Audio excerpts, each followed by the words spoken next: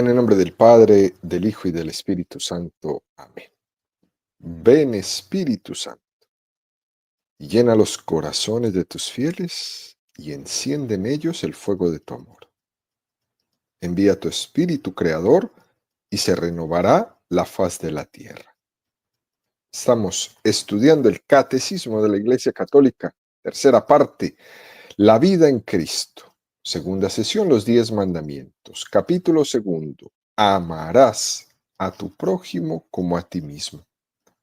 Artículo sexto, el sexto mandamiento. No cometerás adulterio. Habéis oído que se dijo, no cometerás adulterio. Pues yo os digo, todo el que mira a una mujer deseándola, ya cometió adulterio con ella en su corazón.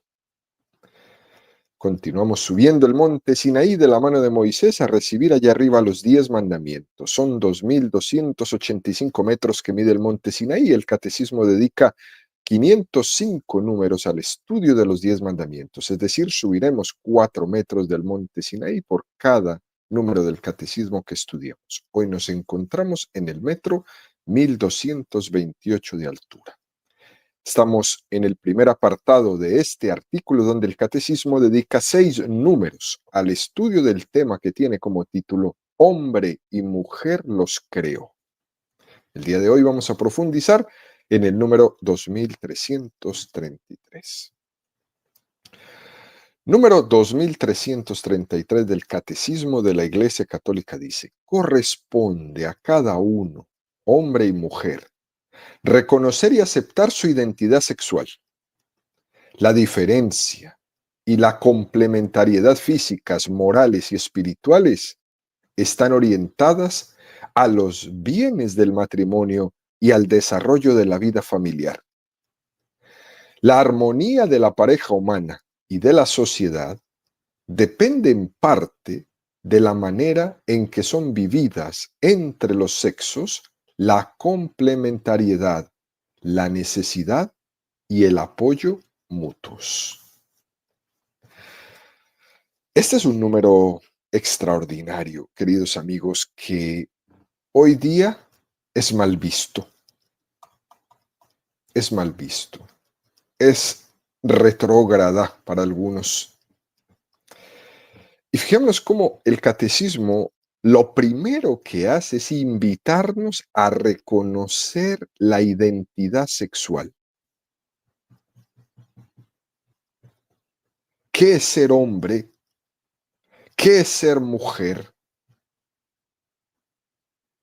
Y luego aceptarla. No vivir peleado con mi identidad sexual. Qué fuerte esto en nuestra cultura, donde nos hemos tapado todos los ojos y le hemos permitido que pase y que se haga de todo tipo de abuso, de todo tipo de pretensión divina.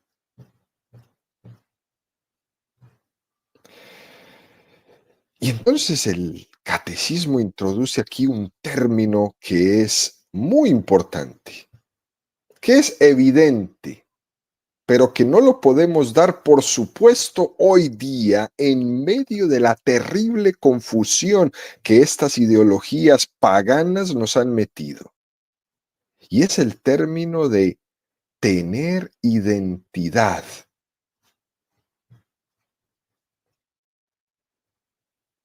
Y es la pregunta más trascendental del ser humano. ¿Quién soy yo? Y aunque no nos formulemos directamente esta pregunta, siempre está ahí. Si uno no tiene conciencia de su identidad, arrastra profundos complejos en su vida. Y lo peor de todo es que se encamina a la desesperanza. Y vivimos una vida tan desesperados que necesitamos ver que los demás nos aprueben todo.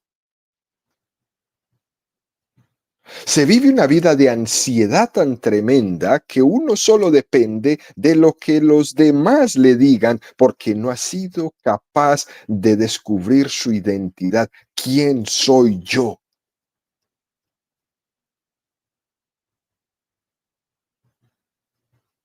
Los problemas de identidad surgen con más facilidad en una cultura en la que se ha perdido a Dios como el norte, como en esta que nosotros vivimos.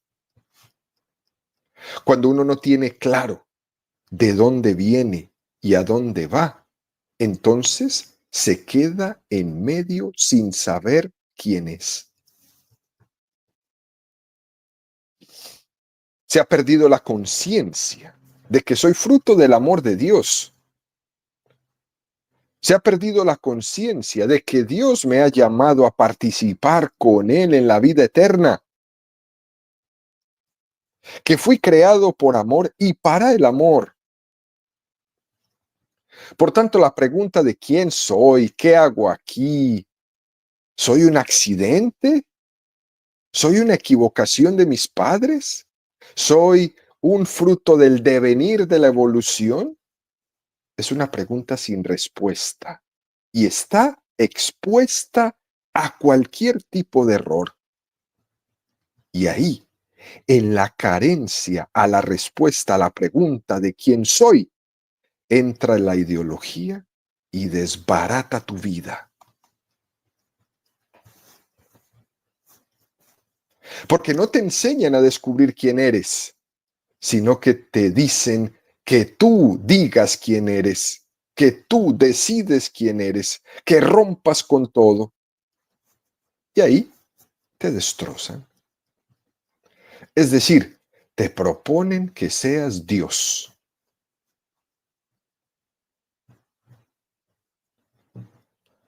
Los cristianos católicos tenemos una gran ayuda a la hora de aceptar la propia identidad, de ser persona, de ser hombre, de ser mujer, la conciencia de que Dios nos ha creado por amor y para amar. Cuando alguien por un accidente padece amnesia, la pérdida de la memoria de la propia identidad, eso es lo que le pasa al hombre actual que rechaza la fe. Parece que sufre de amnesia. Rechaza el principio de sentido y de explicación de quién es Dios. Y entonces ante la pregunta ¿quién soy? No hay respuesta. Y vivimos como en una especie de sociedad donde el síndrome es la amnesia. Aquí a todo el mundo se le está olvidando de que lo crearon por amor y para amar. Y nos han vendido con estas ideologías descaradas. Solo buscar nuestros propios egoísmos.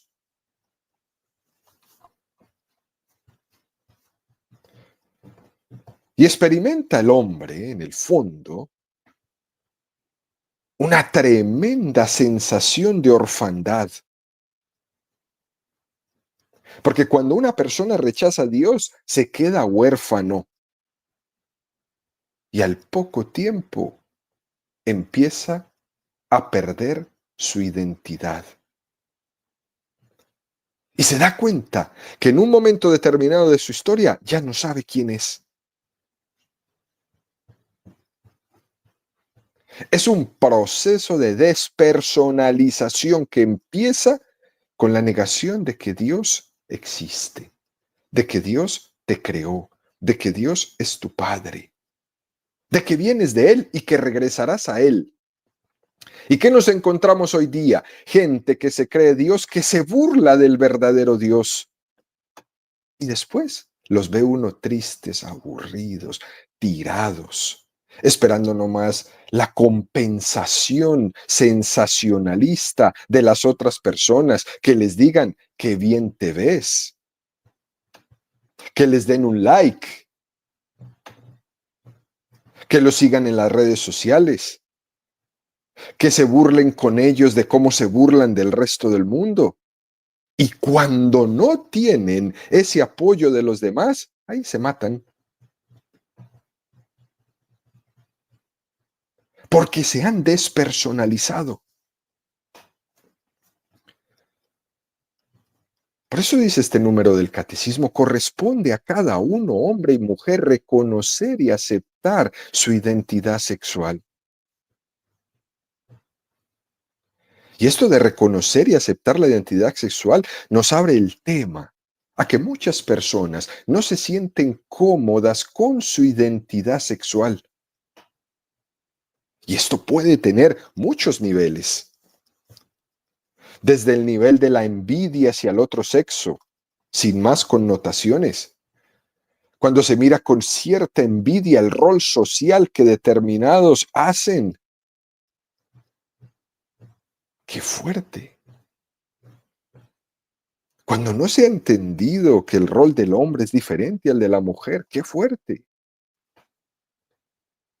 Y es muy frecuente que en el seno de la familia veamos el cómo los hijos se identifican especialmente con su madre y las hijas con su padre. Y es muy sano que en el seno de la familia se vaya generando la propia identidad en esa contraposición que tienen con su padre o con su madre. Lo que sí es grave y es un auténtico drama, aunque es una situación muy minoritaria, pero que está desproporcionadamente presente en los medios de comunicación, es todo el tema fuertísimo de la transexualidad. Fíjense, queridos amigos, según la Sociedad Americana de Endocrinología, se estima que puede haber unas 2 millones de personas que pueden sufrir trastornos de identidad de género, que incluso hoy día ya no se le llama identidad de género. El término se cambió. Se le ha puesto disforia de género. Y son 2 millones de personas frente a 340 millones de habitantes en este país. Es muy pequeño.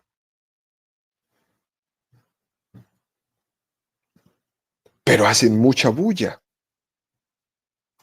especialmente acolitados por los medios de comunicación social y las campañas en, en la campaña del género. Incluso se ha propuesto proyectos de ley que regulan el cambio de sexo y el cambio de nombre de las personas que así lo solicitan en el registro civil. De hecho, la administración actual está en contra de esto. Pero en su momento se presentó como una ley de las más avanzadas del mundo, según decían ellos. Y en la exposición de los motivos de ley, se dice que se quería garantizar el libre desarrollo de la personalidad y de la dignidad de las personas cuya identidad de género no se corresponde con el sexo con el que inicialmente fueron inscritas al momento de nacer. Fíjense qué curva tan peligrosa tiene esto. Y se le dice a la persona, pero tú tienes unos órganos masculinos, tú no tienes unos órganos femeninos, pero yo no me siento así.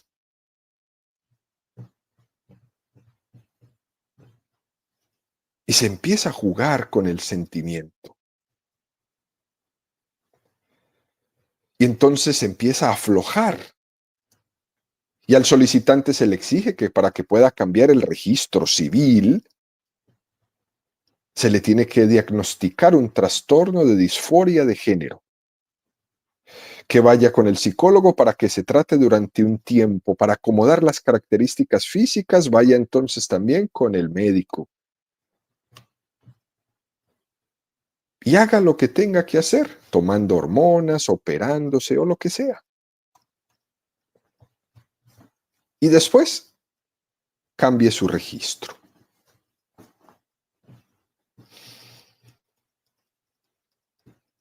Eso es muy interesante. Y después tienen que ir a la empresa donde trabajan para que le cambien toda la documentación. Y todos los que trabajan con esa persona tienen que acostumbrarse a que ya no le pueden llamar él, sino ella o lo que sea. Todo está locura. Y antes de una lectura moral de un hecho así, queridos amigos, hay que hacer también una lectura médica.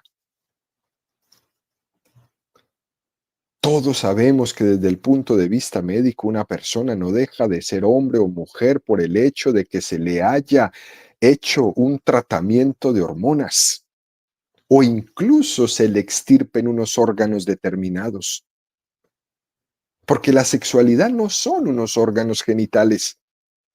En el fondo, la sexualidad es algo incluso cromosómico, es decir, cada célula del cuerpo de una persona contiene cromosomas que te identifican como hombre o como mujer. Antes del nacimiento, las hormonas prenatales ya están modelando los cerebros de los niños de un modo completamente diferente al cerebro de las niñas. Y la naturaleza nos configura incluso hasta de esta manera. Por tanto, la cirugía, los tratamientos hormonales pueden crear la apariencia de un cuerpo masculino, de un cuerpo femenino, pero no pueden cambiar la realidad de lo que subyace. Todas las células de mi cuerpo están informadas de mi sexualidad. Es más, hoy día con todos los avances de la ciencia, el análisis genético de cualquier célula, ahí la ciencia puede saber si alguien es hombre o mujer, aunque no lo parezca externamente.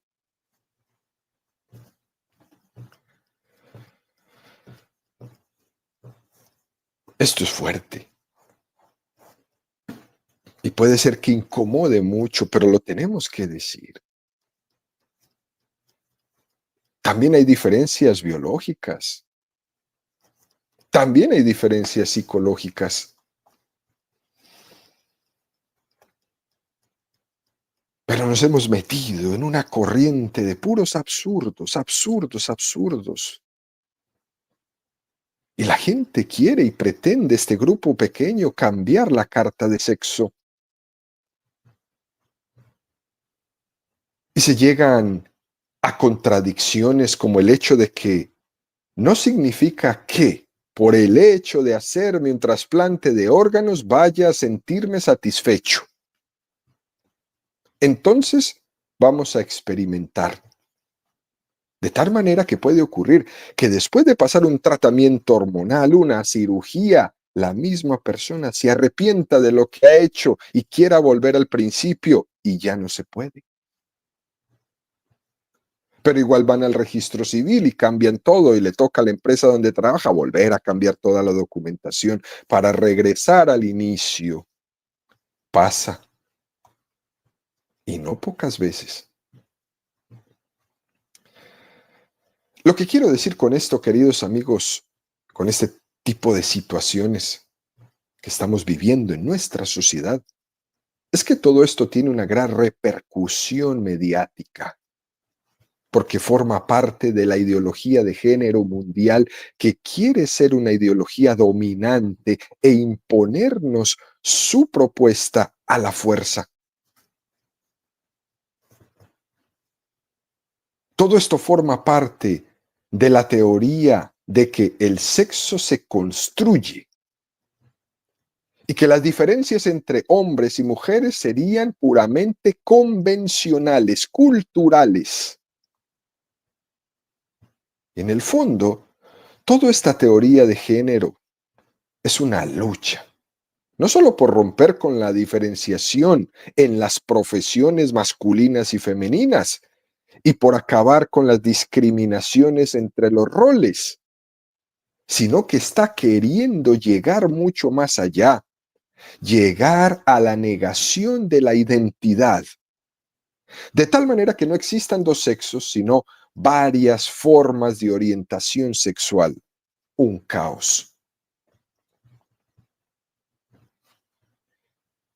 En esta teoría de género, la naturaleza estorba porque está equivocada. Y entonces nos han metido en nuestra cultura un conflicto tremendo entre persona y naturaleza. ¿Y qué vamos a hacer con un hombre peleado con la naturaleza? Sufrir. Sufrir. Los trastornos que viven las personas víctimas de toda esta campaña son tremendos. La gente no los ve, pero en los consultorios sí se ven. En la calle solo se ven sonrisas, pero en el interior de la oficina de un consultorio médico, en el interior de la oficina de un consultorio psicológico, ahí sí uno ve la realidad, no en la calle.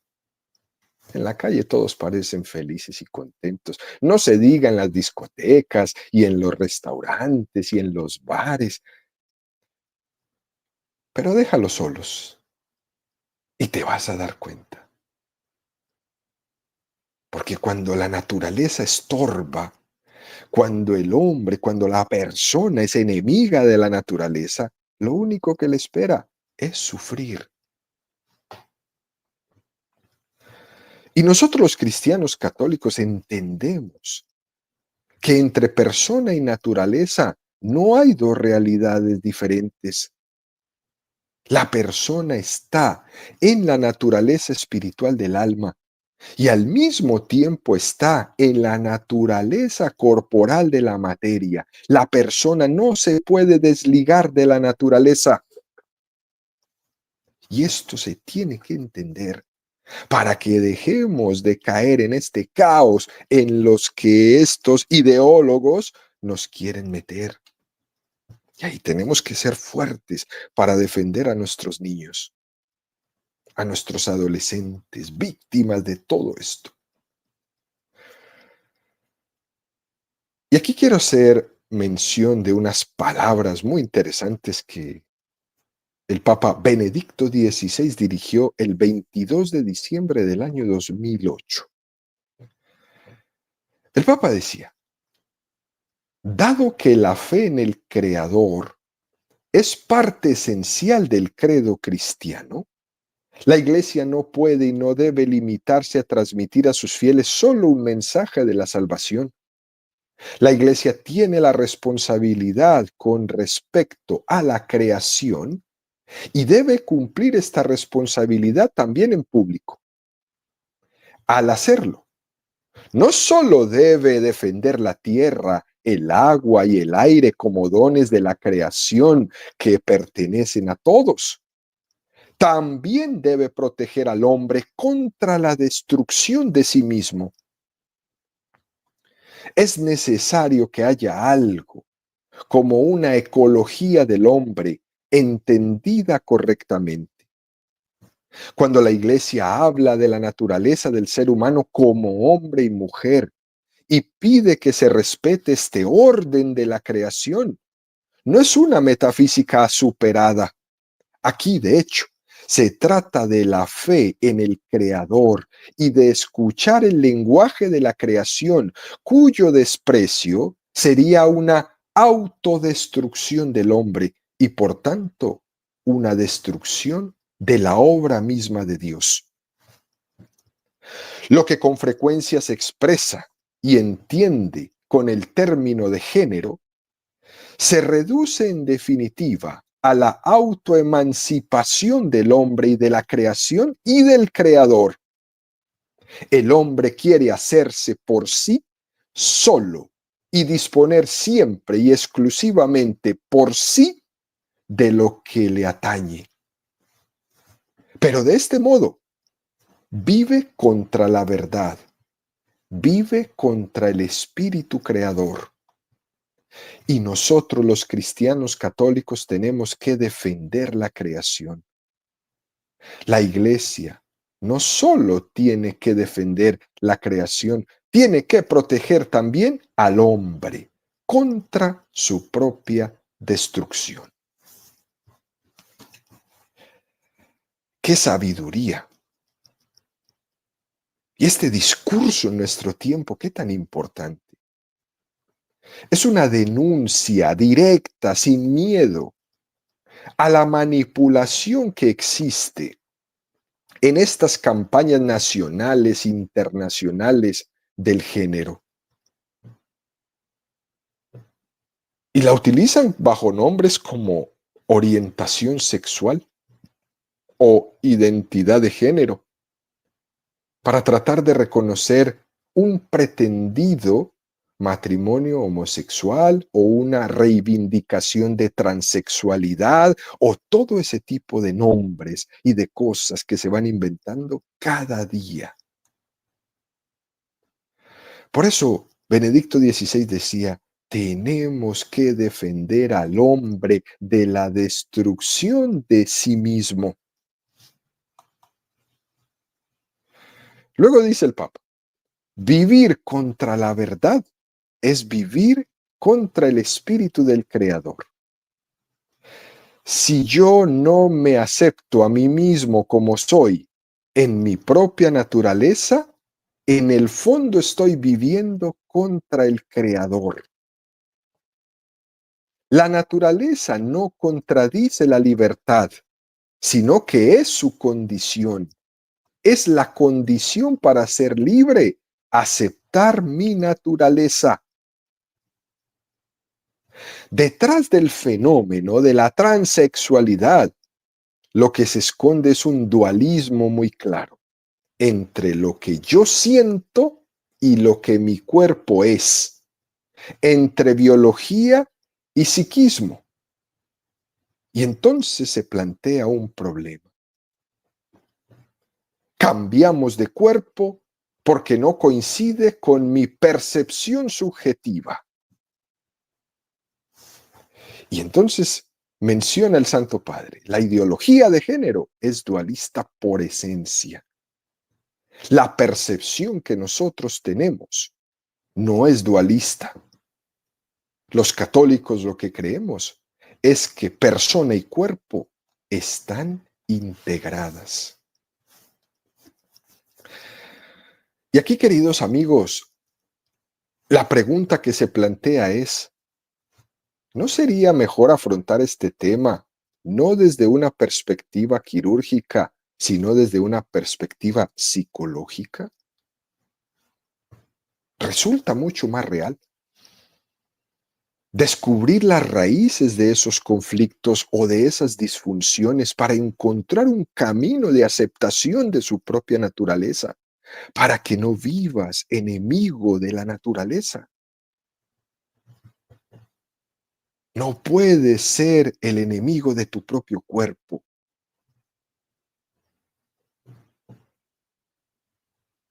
Y lo que está claro es que este tipo de desequilibrios no vienen solos, siempre están ligados a otro tipo de problemas que han existido alrededor de la persona, a otro tipo de desequilibrios. Por eso se podría plantear un seguimiento de otra forma que no sea necesariamente el quirúrgico. Fíjense, los mismos psicólogos expresan esto. Nunca uno ve una persona que tenga una disfunción sola. Siempre está ligado a otro problema. Y eso es lo que hay que ayudar a descubrir para poder ayudar a la persona, para poder ayudar a afrontar su situación. No a huir de ella, refugiándose en todo tipo de ideologías para huir de mi conflicto, para huir de mi problema o para huir de mi desequilibrio. Luego dice el catecismo, en este número 2333, la diferencia y la complementariedad físicas, morales y espirituales están orientadas a los bienes del matrimonio y al desarrollo de la vida familiar.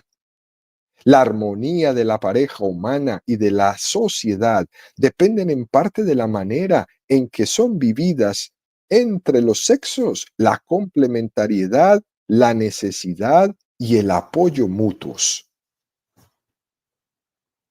¡Qué tremenda expresión! Los hombres y las mujeres somos distintos. Y no me estoy refiriendo únicamente a distintos en los órganos genitales, distintos biológicamente.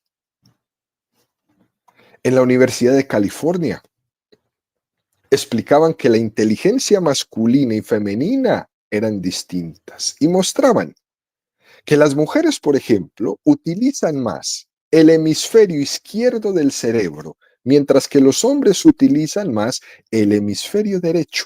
Y cada hemisferio del cerebro aloja unas determinadas habilidades que están por encima del otro. Por ejemplo, el hemisferio izquierdo del cerebro es donde están las actitudes para el lenguaje. Y lo primero que se hace en la escuela es aprender a leer. Y los niños, los varoncitos, suelen tener más dificultades para aprender a leer y aprender a escribir que las niñas. Las niñas son súper rápidas para las lenguas. Las niñas son súper rápidas para la lectura, para la articulación verbal, para la lingüística.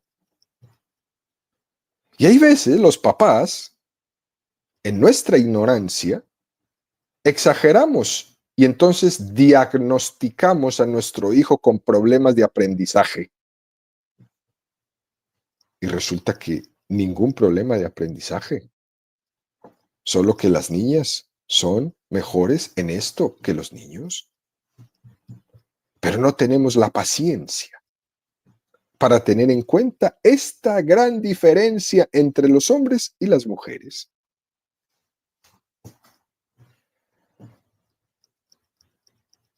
Somos muy diferentes y por eso complementarios.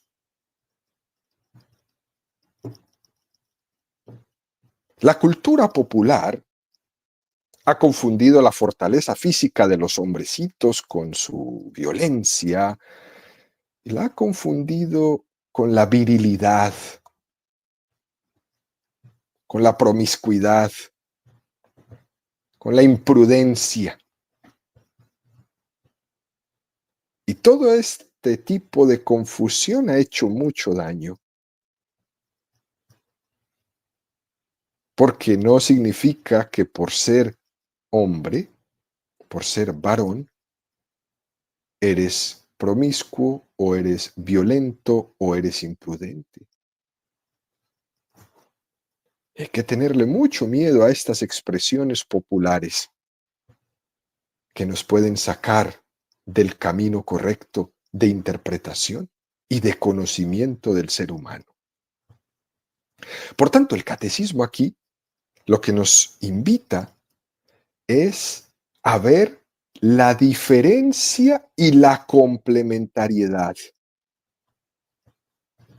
La diferencia bien entendida nos lleva al enriquecimiento y a la comunión. La diferencia mal entendida nos lleva al conflicto. Por eso nos debemos esforzar en que nuestra diferencia nos complemente, no nos separe, nos enriquezca, nos ponga en comunión. Por ejemplo, el matrimonio. ¿El matrimonio qué es? Una escuela de tolerancia, es una escuela de comunión, es una escuela de pluralismo.